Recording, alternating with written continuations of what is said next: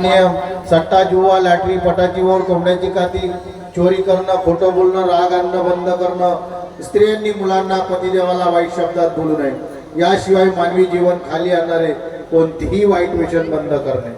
आपण आधी व्यसने आधी होतो आणि या बाबाच्या मार्गात आलो 5 नियम दिले ते नियम सर्व फॉलो केले आपण ना तर आपल्या जीवनामध्ये कधीही अंधार होणार नाही उजेडही उजेड राहील। छोटा एक अनुभव सांगतो तुम्हाला शेवकीनबाईचा। एक शेवकीनबाई आमची कळमगावची ती शेतामध्ये काम करत होती।